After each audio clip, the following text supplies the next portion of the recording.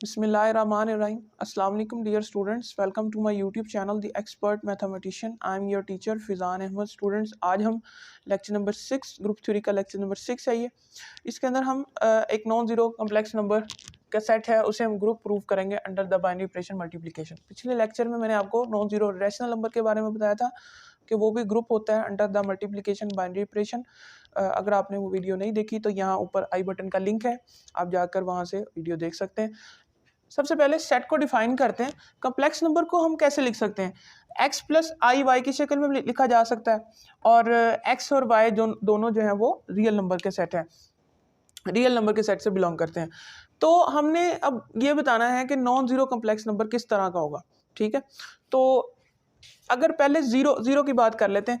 अगर z zero है, मसलन कम्प्लेक्स नंबर हमारे पास ज़ीरो है, तो कब ज़ीरो कब बनेगा? जब दोनों x और y ज़ीरो होंगे, यानी इधर भी ज़ीरो और इधर भी ज़ीरो. ठीक है, और फिर अगर बात करें तो अगर x आए हमारे पास कम्प्लेक्स नंबर तो y ज़ीरो होगा. और अगर इसी तरह थर्ड केस में जाएं,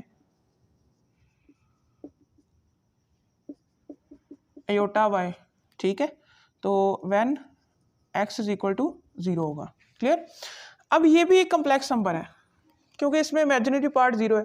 तो हर रियल नंबर कम्प्लेक्स नंबर होता है क्योंकि वो उसके सेट से बिलोंग करता है, सबसेट होता है. हर रियल नंबर जो कम्प्लेक्स नंबर का सेट है उसका सबसेट होता है. ठीक है, रियल जो सेट है वो कम्प्लेक्स का क्या होता है? सबसेट होता है. तो हम इस x को भी लिख सकते हैं कम्प्लेक्स नंबर की शक्ल में, यानी अगर हम इसको ऐसे लिखें x प्लस ज़ीरो आई. ठीक है, तो ये भी एक कम्प्लेक्स नंबर है. तो हमने क्या करना है? हमने दोनों x और y को ज़ीरो नहीं लेना. हम इस सेट के अंदर दोनों x और y को एट अ टाइम ज़ीरो नहीं लेना, मतलब एट द सेम टाइम दोनों ज़ीरो नहीं होंगे. कोई एक ज़ीरो हो सकता है या कोई दूसरा ज़ीरो हो सकता है, तो वो भी कम्प्लेक्स नंबर ही रहेगा, नॉन ज़ीरो कम्प्लेक्स नंबर रहेगा. तो ये जो बेसिक चीज़ें थी ये आपको बताना था कि जब हम इसका प्रूव करेंगे तो इन चीज़ों की हमें ज़रूरत पेश आएगी. अब आगे हम इसको ग्रुप प्रूव करते हैं.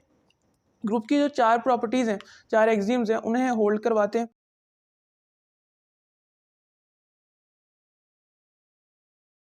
सबसे पहले जो हमारे पास पहली जो एक्सिम है वो क्लोजर प्रॉपर्टी है. क्लोजर प्रॉपर्टी हमें क्या कहती है कि दो ऐसे कोई नंबर लो, सेट में से बाइनरी ऑपरेशन लगाओ, उसी सेट में फॉल कर जाए अगर वो एलिमेंट, तो वो क्लोजरली क्लोज्ड होता है, यानी वो सेट क्या होता है? Under the binary operation closed होता है. ठीक है, जैसे यहाँ पर अगर आप देखें तो हम कोई दो नंबर लेते हैं, जैसे मैंने Z1 कहा और Z2, ये बिलोंग करते हैं नॉन ज़ीरो कम्प्लेक्स नंबर में से. ठीक है, और इन पर अगर ऑपरेशन लगाएं, मसलन मल्टीप्लिकेशन है Z1 इंटू Z2, तो ये भी हमारे पास किस से बिलोंग करना चाहिए? इसी से बिलोंग करना चाहिए. तो हम फर्ज कर लेते हैं यहाँ पर कि Z1 और Z2 कोई नॉन ज़ीरो लेते हैं, जैसे कि मान लो 2 प्लस 3i मैंने ले लिया और Z2 चले मैं 5 ले लेता हूँ, तो ये भी कम्प्लेक्स नंबर है. ठीक है, अब इन पर अगर बाइनरी ऑपरेशन लगाओ तो 2 प्लस 3i इंटू 5 जो कि 5 2 10 और प्लस 15i आ जाएगा. तो ये भी एक नॉन ज़ीरो कम्प्लेक्स नंबर, आप देख रहे हैं ना कि इस सेट में ही ये फॉल करेगा. नॉन ज़ीरो कम्प्लेक्स नंबर है ना, तो ये भी इसमें ही फॉल करेगा. तो इसका क्या मतलब है कि ये भी इसमें से बिलोंग कर जाएगा. तो इस तरह आप बहुत सी एग्जांपल के साथ इसको चेक कर सकते हैं. नॉन ज़ीरो कम्प्लेक्स नंबर लेंगे दो, उनको मल्टीप्लाई करवाएं तो वही नॉन ज़ीरो कम्प्लेक्स नंबर ही आएगा जो कि इस सेट के अंदर फॉल कर जाएगा. ठीक है, तो hence the set is closed, therefore set is closed under multiplication binary operation. Clear? तो ये हमारे पास क्या होगा? क्लोज्ड होगा. अब आगे नेक्स्ट चेक करते हैं कि एसोसिएटिव प्रॉपर्टी भी इसके अंदर होल्ड करेगी या नहीं करेगी. सेकंड वन देखें तो associative law under the multiplication. ठीक है, एसोसिएटिव लॉ के अंदर क्या है? हमने क्या होता है associative law under the multiplication? A dot B dot C और A dot B dot C. तो अगर हम कम्प्लेक्स नंबर की शक्ल में लिखें where A B C belong to, जो हम जी सेट ले रहे हैं उसमें, ये तो हमने इन जनरल इसकी डेफिनेशन लिखी है। तो अगर हम कम्प्लेक्स से बिलोंग देखें तो वो क्या होगा, Z1 into Z2 into Z3, Z1 into Z2 into Z3। तो ऐसे है, पहले दो एलिमेंट लास्ट वाले पर ब्रैकेट आएगी, यहाँ पर फर्स्ट वाले पर ब्रैकेट आएगी। तो ये तीनों भी किससे बिलोंग करने चाहिए, नॉन ज़ीरो कॉम्प्लेक्स नंबर से। तो ये तो हमने प्रूव करना है ना कि ये होल्ड करता है या नहीं करता। अगर ये होल्ड करेगा तो ये एसोसिएटिवली भी एग्जिस्ट करता है। सबसे पहले कोई से 3 कॉम्प्लेक्स नंबर अगर हम ले लेते हैं नॉन ज़ीरो के एक एग्जांपल के साथ, लेट्स सपोज Z1 जो है वो 3 + 4i, Z2 जो है वो मैं -5 + 6i ले लेता हूँ, और Z3 जो है ये हम 6 लिख लेते हैं। ये भी कॉम्प्लेक्स नंबर ही है, ठीक है। अब यहाँ से अगर एसोसिएटिव लॉ हम होल्ड करवाएं, वैल्यू लिखें, तो क्या होगा। अभी सबसे पहले हम ना सेपरेटली वैल्यू पहले निकाल लेते हैं, जो कि Z2 इंटू Z3 है, ठीक है। Z2 इंटू Z3, सबसे पहले इसकी वैल्यू निकाल लेते हैं जो कि हमने यहाँ पर पुट करनी है। देखें ये क्या होगा जी, -5 + 6i, और ये मल्टीप्लाई कर देगा 6 के साथ, ठीक है। तो ये कितना हो जाएगा, -30 + 36i योटा आ जाएगा। तो Z2 इंटू Z3, क्लियर। तो ये हमारे पास 2 कम्प्लेक्स नंबर की मल्टीप्लिकेशन आ चुकी है। और इसी तरह अगर हम बात करें Z1 और Z2 की, तो क्या होगा अभी, Z1 हमारे पास ये है 3 + 4i इंटू, और Z2 क्या है -5 + 6i, ठीक है। तो देखें यहाँ पर अगर मल्टीप्लाई करवाते हैं, 3 -5 के साथ करेगा तो -15 आ जाएगा, और 3 अगर 6 के साथ करेगा तो 18i आ जाएगा, ठीक है। 4 अगर इसके साथ करे तो -20i, और 4 6 = 24 होता है, +24i का स्क्वायर। तो ये हमारे पास -24 आ जाएगा, क्योंकि योटा स्क्वायर हमारे पास क्या होता है, -1 होता है। तो आगे अगर हम इसको मज़ीद देखें तो क्या होगा, अभी -15 और ये -24, इसको अलहदा लिख सकते हैं, और प्लस यहाँ पर आ जाएगा -20i और +18, -20 + 18 और ये i। तो मैंने अलहदा सेपरेटली रियल और इमेजिनरी पार्ट लिख लिए, ठीक है। अब मज़ीद आगे देखें तो इनको जब प्लस करते हैं, माइनस माइनस प्लस होगा, -24 और 15, ये -39 हो गया। क्या हो गया, -39, और ये हमारे पास -2i आ जाएगा, ठीक है। तो मैंने इनकी मल्टीप्लिकेशन फाइंड आउट कर ली। अब इसके अंदर अगर पुट करें तो हमारे पास देखते हैं कि इक्वालिटी होल्ड करती है। अगर करती है तो ये हमारे पास एसोसिएटिवली भी एग्जिस्ट करता है। देखें यहाँ पर Z1 इंटू Z2 की वैल्यू ये आ चुकी है, और Z2 इंटू Z3 की वैल्यू ये आ चुकी है। अब इसके अंदर अगर वैल्यू पुट करें, और दिस इक्वेशन एम्प्लाइज दैट यहाँ पर Z1 की वैल्यू क्या है हमारे पास, 3 + 4i, ठीक है, 3 + 4i, और ये जो वैल्यू हमने यहाँ से फाइंड आउट की है वो इसको हम यहाँ पर पुट करेंगे, -30 + 36i, और यहाँ से अगर देखें Z1 इंटू Z2 वो कितना आया था, -39 और -2i, और Z3 कितना हमने लिया, 6 लिया हुआ है, ठीक है। तो 6 भी कम्प्लेक्स नंबर है, नॉन ज़ीरो कम्प्लेक्स के। यहाँ से 3 को अगर 30 के साथ मल्टीप्लाई करते हैं तो -90 आ जाएगा, और फिर आगे 3 को हम 36 के साथ करें तो 108 आ जाता है, और 4i को हम मल्टीप्लाई करते हैं अगर 30 के साथ तो 120, और 4 को 36 के साथ करें तो 144 आयोटा स्क्वायर, ठीक है। 6 को इसके साथ करें तो -234 आता है, और ये -12i आता है। अब आगे देखें तो -90 और ये -144 बन जाएगा, क्योंकि आई स्केयर इसके साथ मल्टीप्लाई करने से माइनस बाहर आ जाता है। तो अब यहाँ से ये दोनों रियल पार्ट आपस में प्लस माइनस होगा। देखें तो ये 108 है, 108 माइनस 120 आई यहाँ सेपरेट आ जाएगा और -234 -12 आई आ गया। देखिए यहाँ से ये क्या बनाएगा, -234 और ये क्या बनाएगा, प्लस -12 आई। तो इधर भी दोनों साइडें सेम आ चुकी हैं, दोनों साइडों पर आंसर सेम आ गया। तो इसका मतलब है कि ऑल ओवर जो भी हम कोई नॉन ज़ीरो कम्प्लेक्स नंबर लेते हैं तो वो दोनों नॉन ज़ीरो कम्प्लेक्स नंबर से हमारे पास ये एसोसिएटिव लॉ होल्ड कर जाएगा। ठीक है, अब आगे आइडेंटिटी एलिमेंट की बात करें तो आइडेंटिटी एलिमेंट हमारे पास क्या होता है।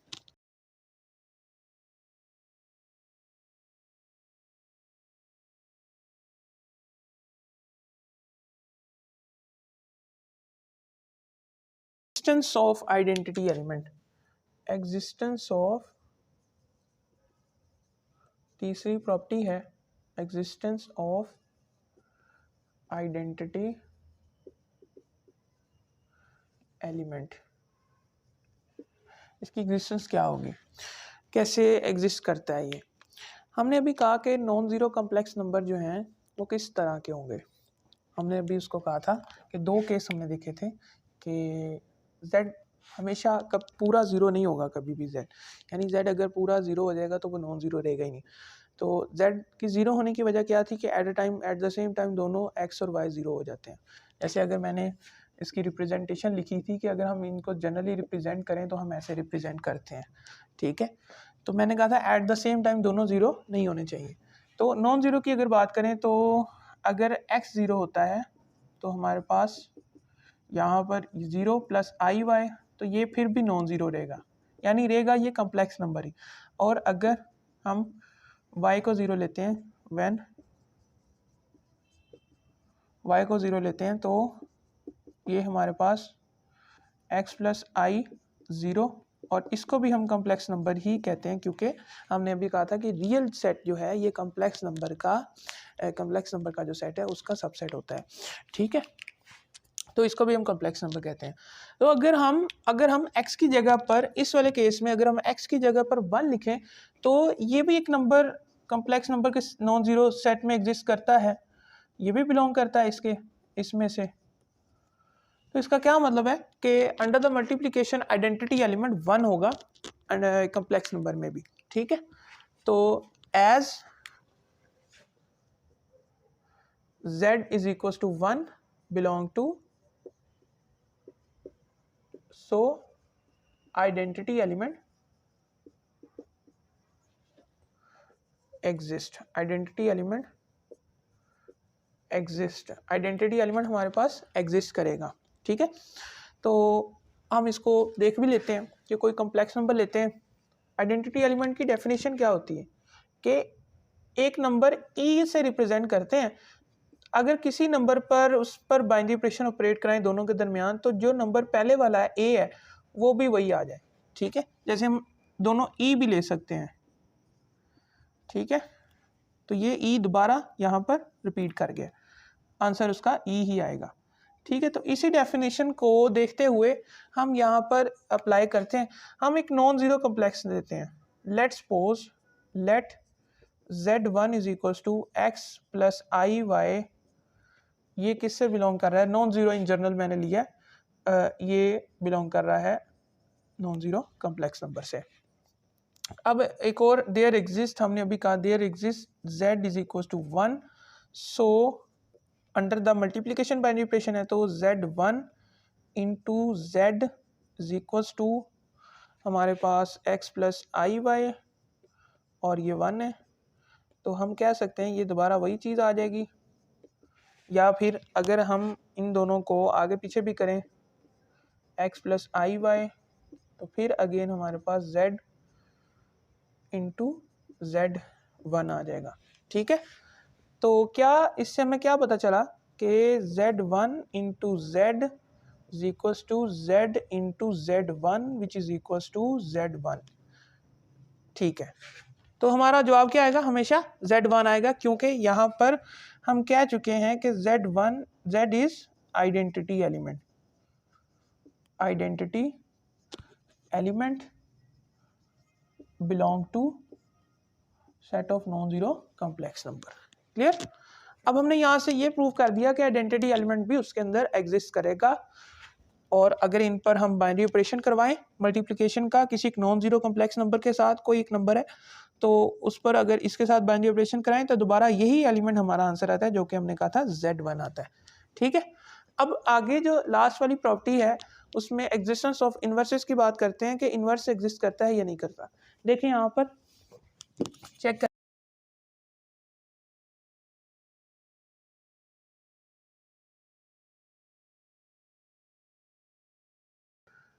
चौथी प्रॉपर्टी है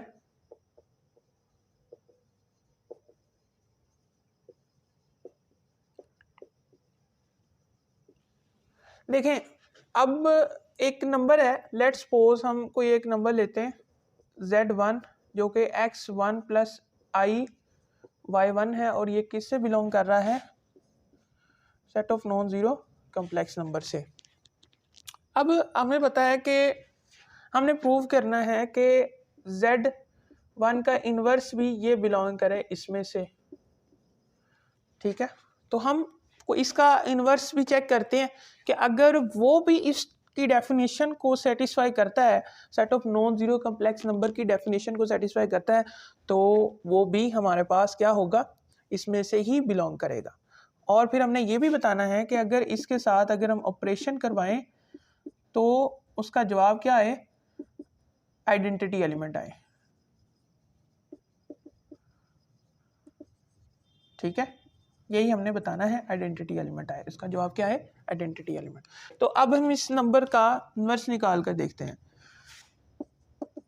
Z इन्वर्स का क्या मुराद है, दिस 1/Z1 लिख सकते हैं, और इस कॉम्प्लेक्स नंबर की वैल्यू को यहाँ पुट करें X1 प्लस I Y1, और अगर मल्टीप्लाई कराऊँ मैं इधर तो ये X1 माइनस Y1I यानी इसका कॉन्जुगेट लेके मल्टीप्लाई कराते हैं, तो चेक करो तो X1 माइनस I Y1I आ जाएगा, और नीचे हमारे पास X1, और ये क्या है, फार्मूला एक बंद हो रहा है अलजबरा का मशहूर है, जिसके अंदर X1 का स्केयर माइनस Y अयोटा का Y1 अयोटा का स्केयर आ जाएगा। अब आगे मज़ीद अगर चेक करें तो X1 माइनस Y1I, और ये आ जाएगा X1 का स्केयर, और ये आ जाएगा प्लस Y1 का स्केयर आ जाएगा। ठीक है, तो अब मज़ीद अगर इसको देखें तो हमारे पास क्या आता है, अगर हम रियल पार्ट से इस सारी वैल्यू को डिवाइड करें, X1 ओवर X1 का स्केयर प्लस Y1 का स्केयर, और माइनस Y1 ओवर X1 का स्केयर प्लस Y1 का स्केयर, और अयोटा साथ आ जाएगा, ये आ जाएगा जनाब। ठीक है, अब आगे अगर देखें तो ये जो सारा एक रियल पार्ट है, ये हमारे पास रियल नंबर से ही बिलोंग करेगा, क्योंकि हमने अभी कहा था कि यहाँ पर X1 बिलोंग करते हैं R से, और Y1 भी R से ही बिलोंग करते हैं। ठीक है, हमने ये अभी कहा था। तो अगर आगे देखें तो X1 डिवाइड कर रहा है X1 का स्केयर प्लस Y1 का स्केयर, तो इनकी डिवीजन भी किससे बिलोंग करेगी, R से ही बिलोंग करेगी, और इसी तरह ये भी किससे बिलोंग करेगा, R से ही बिलोंग करेगा। तो इसका क्या मतलब है कि ये कॉम्प्लेक्स नंबर की डेफिनेशन को सेटिस्फाई करता है, जो कि हमने यहाँ पर नॉन जीरो की बताई थी, तो इसमें से ही बिलोंग करता है। ठीक है, तो ये हमारे पास किससे बिलोंग करता है, set of non zero complex number से। क्लियर। तो हमारे पास क्या है कि हमने उसका इन्वर्स भी निकाल लिया। अब हम चेक करते हैं कि अगर उसको हम Z के साथ Z1 के साथ मल्टीप्लाई कराते हैं इस वैल्यू को, इस कॉम्प्लेक्स नंबर को, तो हमारा जो जवाब आए वो 1 आना चाहिए, क्योंकि हमने पिछली प्रॉपर्टी के अंदर बताया था कि आइडेंटिटी एलिमेंट 1 होता है। क्लियर। तो देखिए हमने जो बनाना है वो Z1 इन्वर्स है। Z1 क्या है हमारे पास, Z1 है X1 प्लस I Y1। ठीक है, इसको हमने मल्टीप्लाई कराना है इसके साथ X1 ओवर X1 का स्केयर प्लस Y1 का square minus Y1 over X1 का स्केयर प्लस y1 का स्क्वायर और इसके साथ क्या आ जाएगा आयोटा।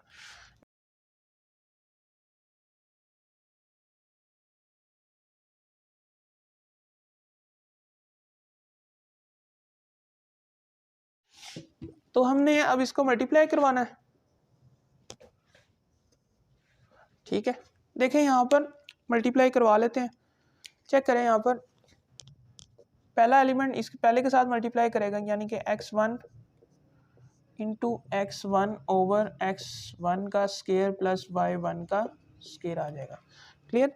अब यहाँ से x1 को मल्टीप्लाई कराएंगे इसके साथ, तो माइनस का साइन ऑलमोस्ट देयर, x1 और यहाँ पर y1 ओवर x1 का स्क्वायर प्लस y1 का स्क्वायर और साथ that must iota is included क्योंकि आयोटा इसके साथ मौजूद है।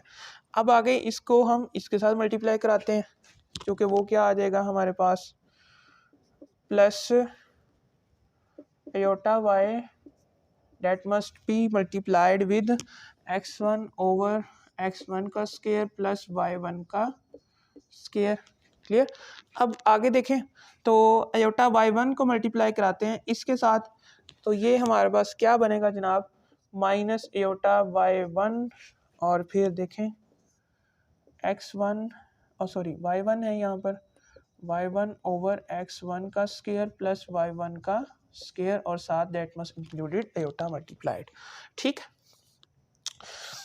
क्लियर हुई बात। अब मजीद नेक्स्ट स्टेप पर चलें तो उसको मल्टीप्लाई कराते हैं।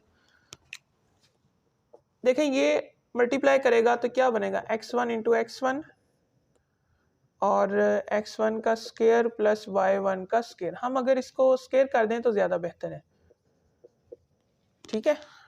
अब यहाँ देखें तो minus x1 y1 over x1 का स्क्वायर प्लस y1 का स्क्वायर और यहाँ से देखें तो आयोटा साथ मौजूद है। और फिर अगर इधर देखें तो ये y1 है प्लस x1 y1 और डिवाइडेड बाय x1 का स्क्वायर प्लस y1 का स्क्वायर, तो साथ मस्ट इंक्लूड आयोटा यहाँ पर है। ठीक, अब देखें तो आगे आयोटा क्या बनेगा, आयोटा स्क्वायर और बाई वाला माइनस प्लस में बदल जाएगा। y1 का स्क्वायर और दैट इज 1x का स्क्वायर और y1 का स्क्वायर, तो आयोटा जो खत्म हो गया, आयोटा हमारे पास खत्म हो चुका है। अब जरा सेकंड वाली लास्ट वाली दरमियान वाली दो टर्म्स को अगर आप देखो तो x1 y1 x1 का स्क्वायर और y1 का स्क्वायर और x1 y1 x1 का स्क्वायर प्लस y1 का स्क्वायर, इसके साथ भी आयोटा मौजूद है, इसके साथ भी आयोटा मौजूद है, तो दोनों के साथ साइन ऑपोजिट हैं तो ये कैंसिल आउट हो जाएंगी। ठीक, जो बाकी टर्म्स बची हैं वो क्या किस तरह की हैं, x1 का स्क्वायर प्लस y1 का स्क्वायर और साथ अगर देखें तो y1 का स्क्वायर और x1 का स्क्वायर प्लस y1 का स्क्वायर। अब दोनों का एलसीएम लो तो क्या आ रहा है अभी x1 का स्क्वायर प्लस y1 का स्क्वायर और फिर x1 का स्क्वायर प्लस y1 का स्क्वायर, तो अगर इनको कैंसिल आउट करते हैं तो क्या जवाब आता है 1, जो कि हमने पहले प्रूव किया था कि आइडेंटिटी एलिमेंट इस ग्रुप के अंदर 1 होता है जो कि नॉन ज़ीरो कम्प्लेक्स नंबर के अंदर भी आता है। तो चारों प्रॉपर्टीज को हमने यहाँ पर अप्लाई किया।